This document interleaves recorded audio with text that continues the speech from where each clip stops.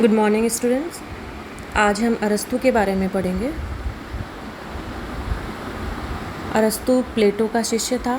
सबसे पहले हम ये जानने की कोशिश करेंगे कि अरस्तू को राजनीति का पिता क्यों कहा गया है और उसे ये श्रेय क्यों दिया गया, और ये श्रेय प्लेटो को क्यों नहीं दिया गया। प्लेटो को राजनीति का पिता इसलिए नहीं कहा गया क्योंकि प्लेटो दर्शन को मानने वाले हैं, और अरस्तू को राजनीति का पिता कहने के पीछे भी दो कारण हैं। उन्हें हम इस प्रकार समझेंगे। सबसे पहले कि वो पहले ऐसे लेखक थे जिन्होंने राजनीति को पृथक एवं स्वतंत्र स्थान दिया। प्लेटो की रिपब्लिक में राजनीति के विषय को दर्शन शास्त्र के विषय में लपेट दिया गया। प्लेटो ने अपने आप को एक राजनीतिज्ञ मानते हुए दर्शन शास्त्र की व्याख्या की। कहते वो राजनीति के बारे में थे, लेकिन दर्शन शास्त्र में लपेटकर वो अपने विषय को घुमाकर हमारे सामने प्रस्तुत करते थे। लेकिन अरस्तू ने इस विषय को स्वतंत्र रूप दिया। राज्य और राजनीति के बारे में जो उन्होंने बताया वो अभूतपूर्व था, जो कि प्लेटो ने हमारे समक्ष रखने में असक्षमता दिखाई, और इस पर पूरी पुस्तक अरस्तू ने लिख दी जिसका नाम था पॉलिटिक्स। दूसरा कारण है, अरस्तू ने निगमनात्मक प्रणाली की बजाय आगमनात्मक प्रणाली को अपनाया। अर्थात पहले काफ़ी सामग्री इकट्ठी की, काफ़ी अध्ययन किया, अपने देश, व्यवस्था, शासन काल सब के बारे में जानने की कोशिश की, और फिर उसमें से कई प्रकार के निष्कर्ष निकाले।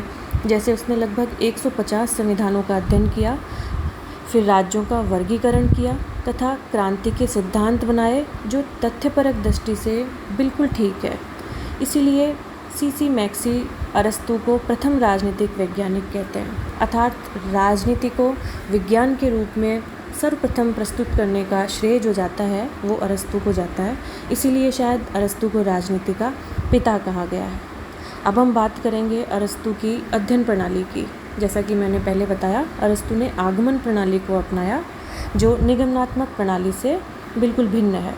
पहले हम निगमनात्मक प्रणाली के बारे में बात करते हैं कि अगर कोई लेखक किसी आरंभ बिंदु से चलकर अपना सिद्धांत बनाता है और ये आरंभ बिंदु ही उसकी दृष्टि में सत्य है, तो इसका मतलब वो निगमनात्मक रुख की ओर है, वो निगमनात्मक प्रणाली के माध्यम से अध्ययन कर रहा है।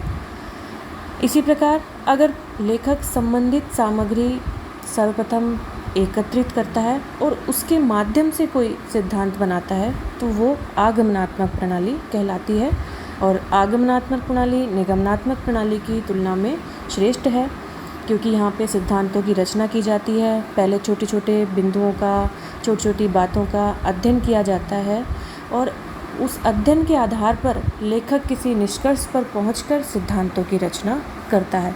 तो इस आगमनात्मक प्रणाली को अरस्तू ने सर्वप्रथम अपनाया और उसके माध्यम से राजनीति का अध्ययन किया, अपने समय की शासन व्यवस्थाओं का अध्ययन किया, और हमारे सामने विभिन्न सिद्धांत रखे जिनका कि हम आगे वाले लेक्चर में अध्ययन करेंगे।